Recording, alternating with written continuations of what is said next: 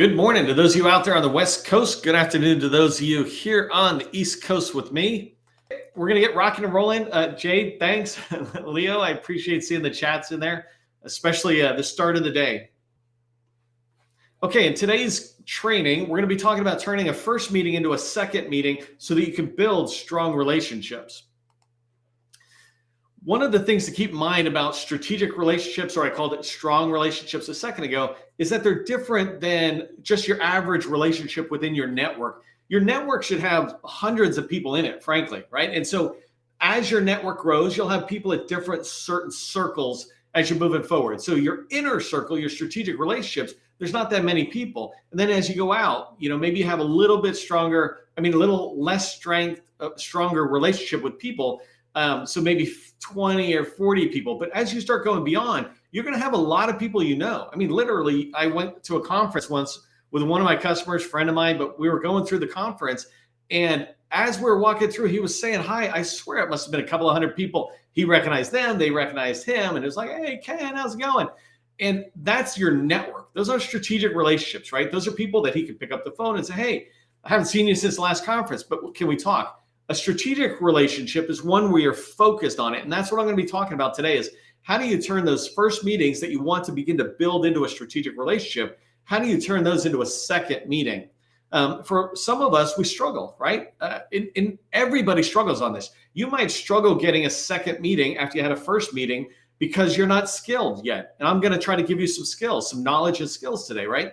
But some of us who are more experienced, we struggle from going from the first meeting to a second meeting because the customer is a little bit more elusive, right? And that's fine. We like to chase. But we all struggle at some point or another. And having a process that you can follow is what's going to enable you to increase the amount of successful transitions from a first meeting you have with somebody you want to build a relationship with to a second meeting. And when you have these second meetings, that's when you start building a relationship. When you start pushing forward, those relationships are going to lead to so much more success that you want. And I'll talk about that in today's training. But obviously, we want to get past that first meeting into the second meeting so we can start building more and more relationships. If that's what you want, just put second meeting into the chat for me. Let me know that you're there and you're awake and this is making sense for you. In today's training, as we go forward, I'm going to cover down in 3 sections of the training. First thing is I just want to help you understand what I see as the criteria or the key components of a strategic relationship. Then I'm going to talk about some tips on how you can go from the first meeting to the second meeting, the tips of what you can execute in the first meeting in order to get to the second meeting. So that'll make a little bit more sense as I go forward in a couple of slides. And then the last thing I'm going to wrap up is what do you do after you had that first meeting and you didn't lock down a second meeting? What's some of the things you might be able to do to try to get that second meeting? So that's what we're going to cover down on today. If you don't know who I am, my name is Neil McDonnell. I'm the president of the GovCon Chamber of Commerce, and I want to welcome you to my federal sales training where I provide tips for success in the federal market.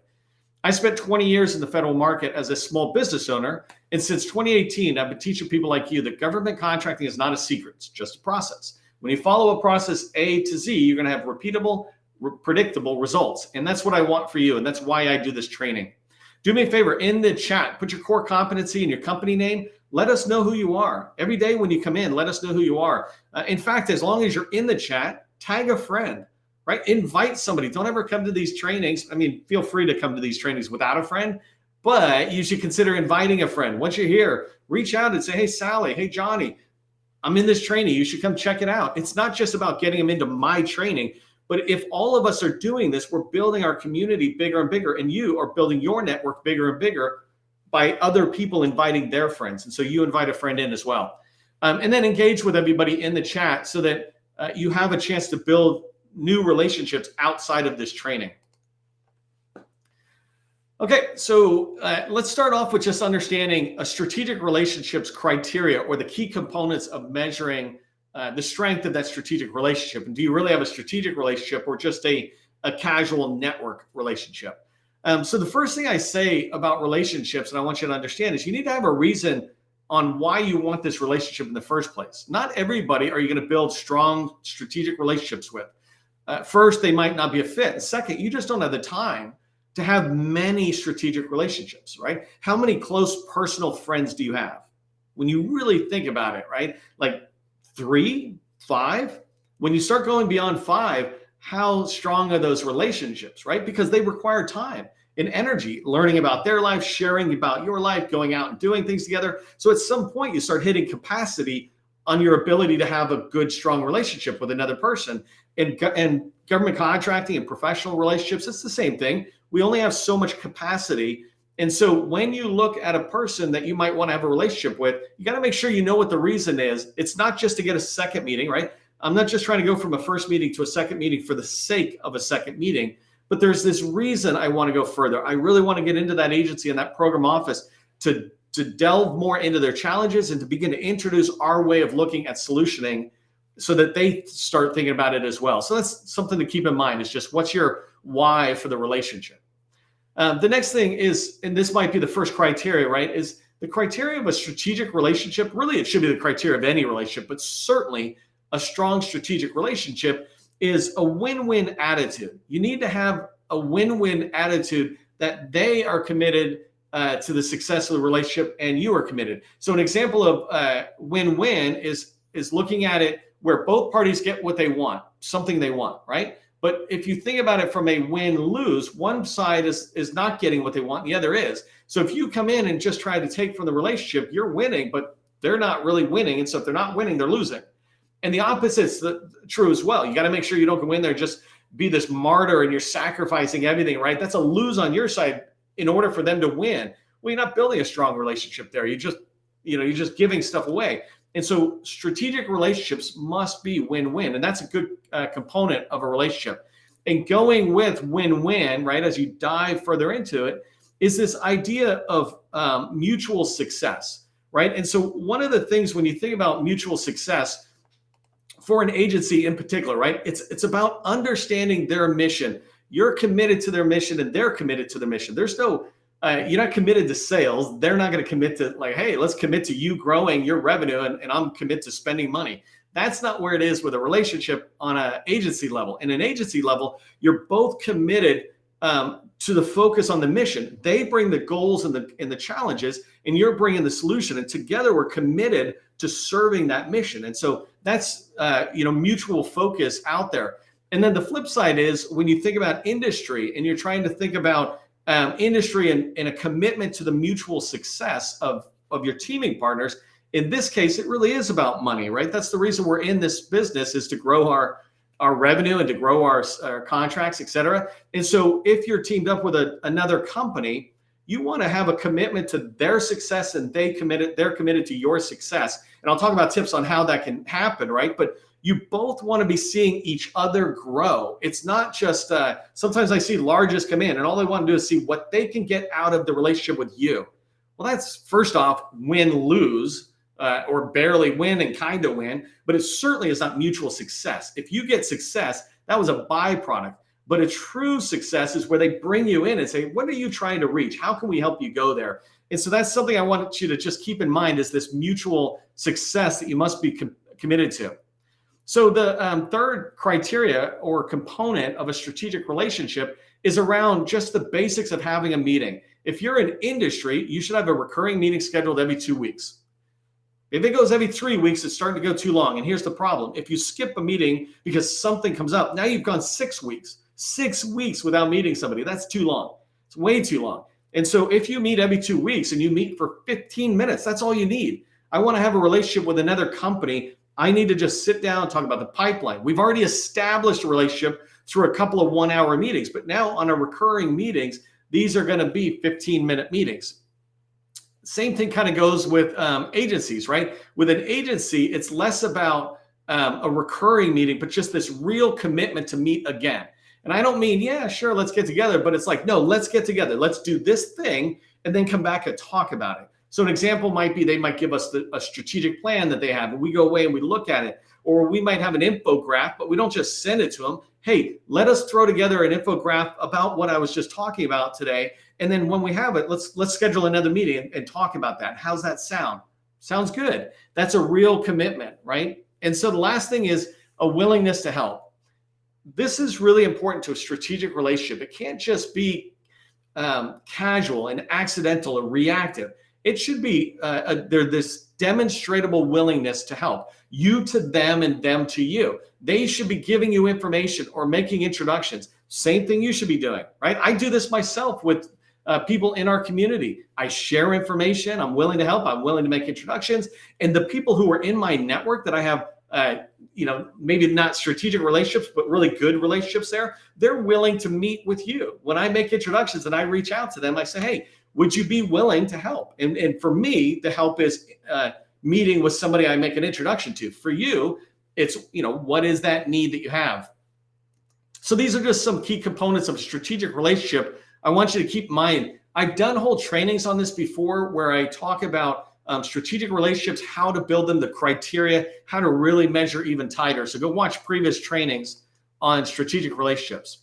So let's cover down on two different ways of landing the second meeting. And the whole idea of landing the second meeting is that it's going to lead to a relationship. When you have that second meeting, now you've got the relationship. Right. And I can't remember if you saw early on when I showed the 7-step process, but the 7-step process for success in the federal market that I teach, right, how to land sales, begins with research and goes to targeting, outreach, and then relationships.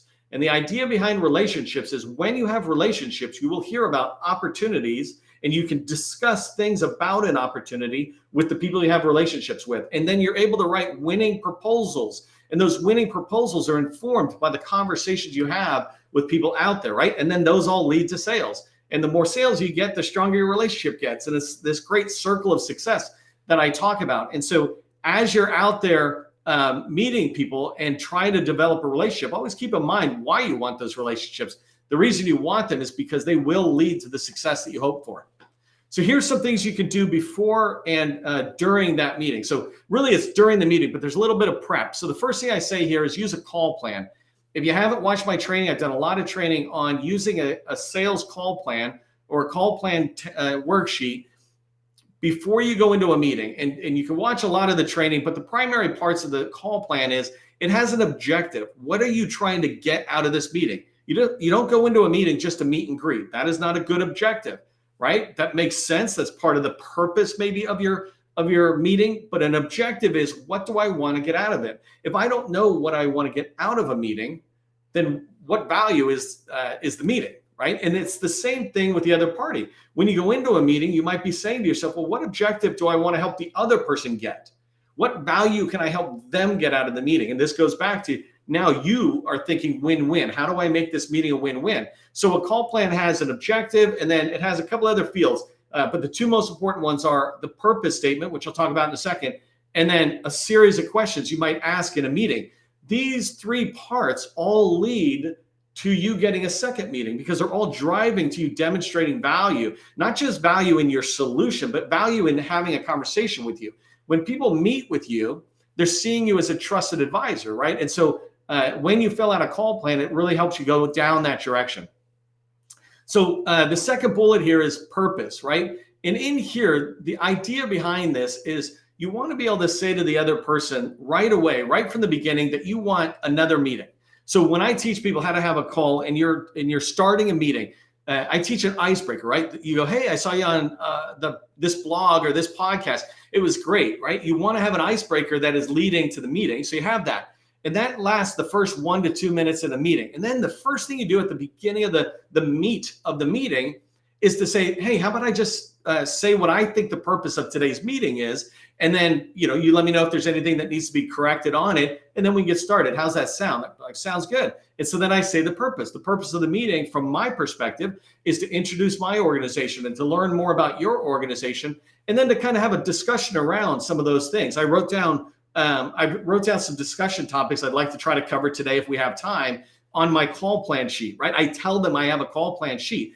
And then as I'm wrapping up this 15 to 30 second purpose statement that I'm saying, I say, really, success for me in this meeting is if we're able to identify a reason to connect again and schedule another meeting.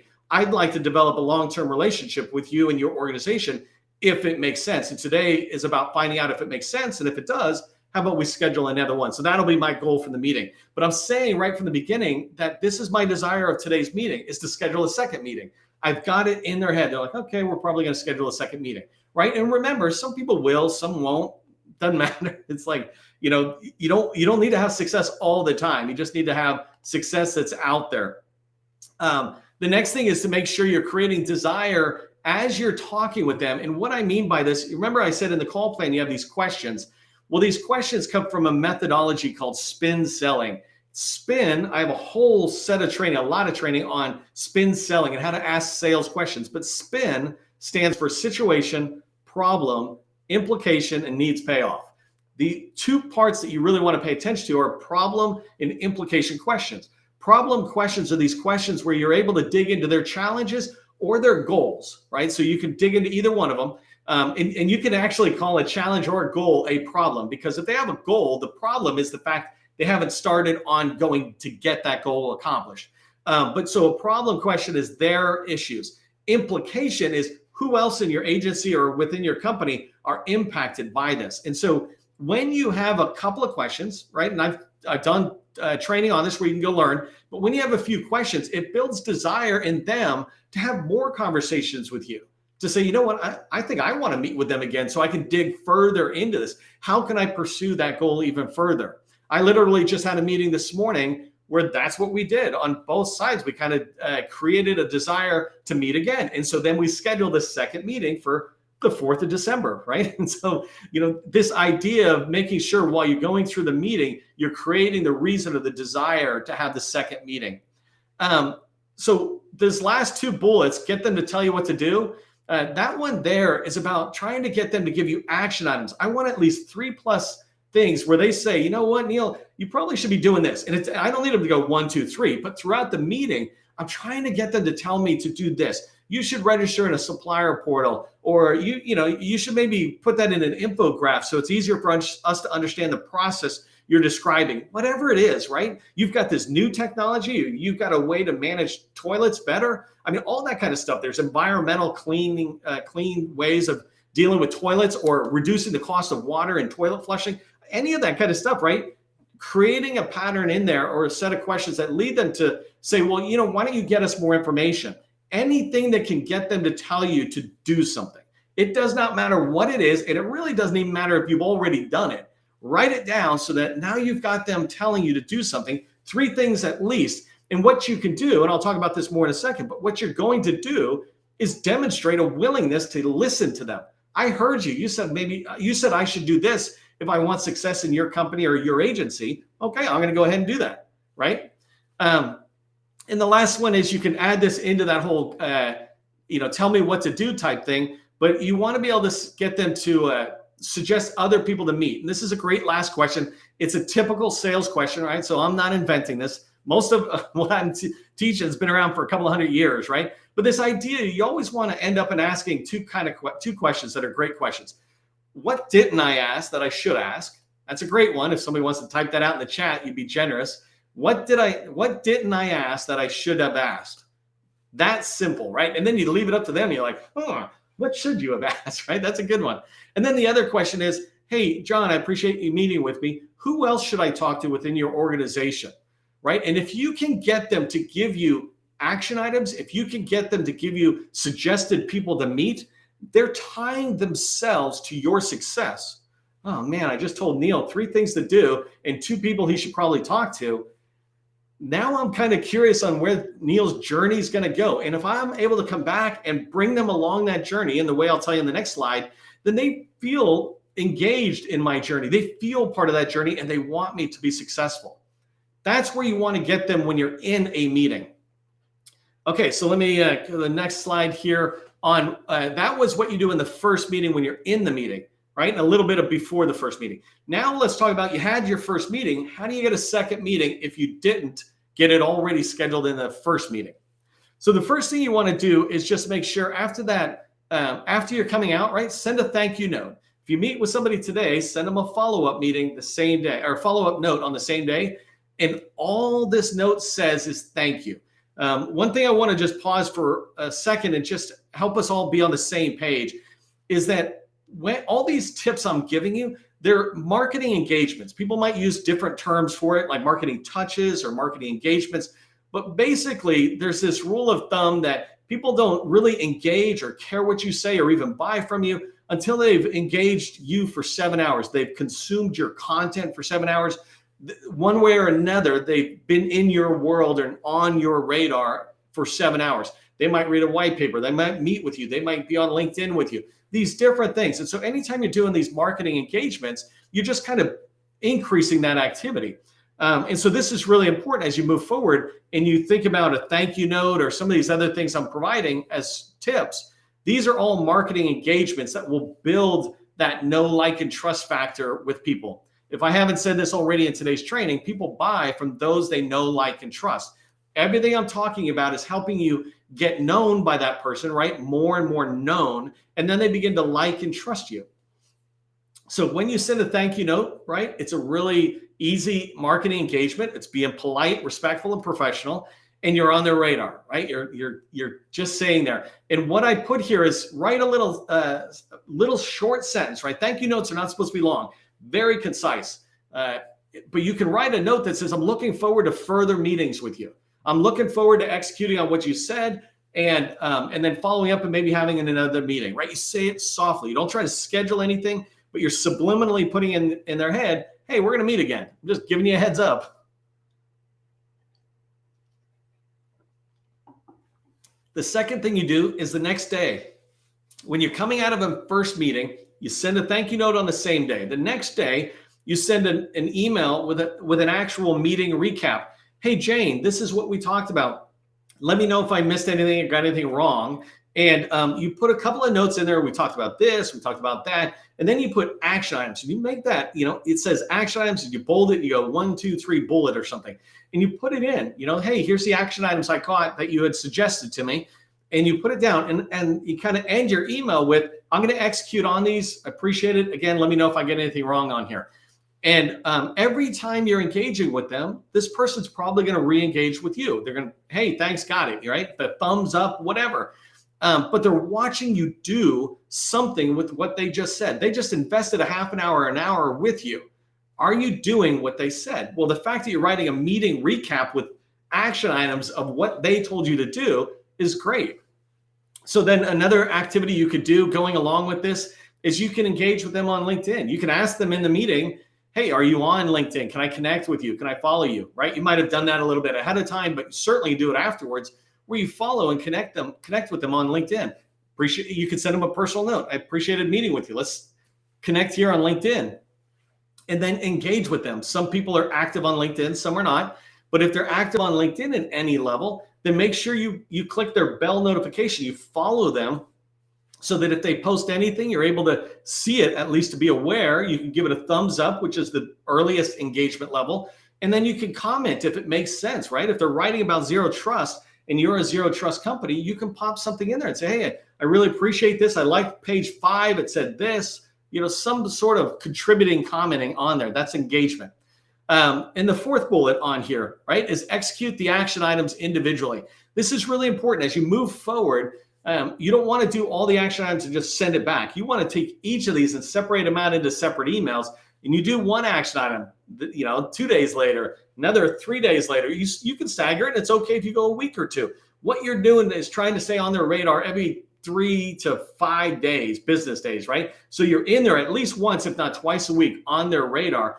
Not pesky, but like when you follow up on this action item, say they told you to do something, register in a supplier portal as an example. You can get back to them and it just says, action item, supplier portal. Hey, Jane, I appreciated meeting with you the other day. One of the action items you gave me was to register on the supplier portal. I really appreciate you telling me that. We did that. We updated our profile. It looks great in there. Here's a link to it. If you get a chance, let us know if that's, or let me know if that's hitting the mark of what you were suggesting. Anyways, thanks again. Talk to you soon.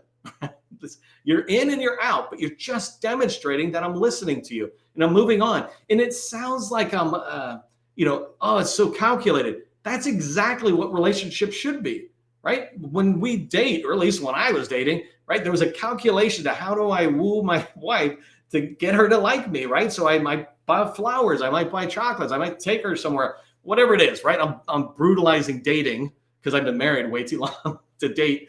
But my point was, when I courted my wife, I actually had a plan of how do I sit there and get her to see me as a a person she could know, like, and trust, right? And that's how the relationship moves forward in a personal level. Professional level, same thing. Just don't send chocolate, do action items.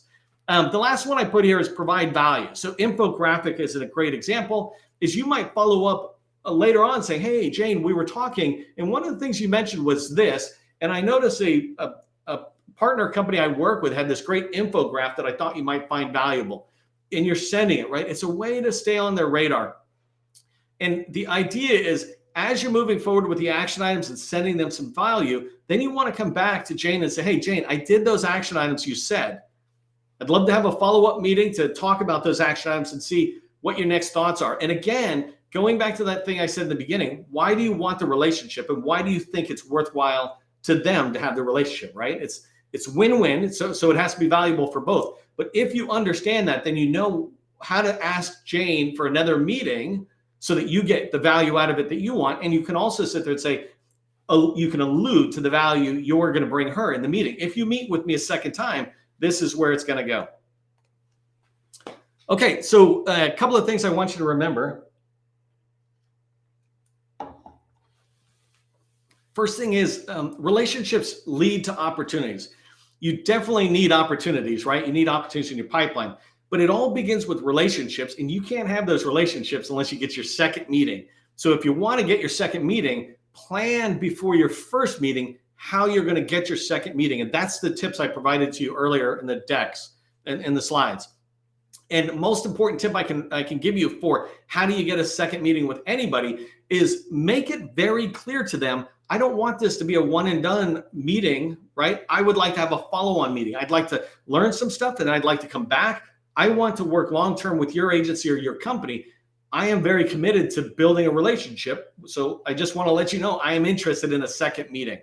Hopefully that makes sense. If it makes sense, by the way, in the chat, just put relationships rock and let me know you followed through the training that we did today and you got that.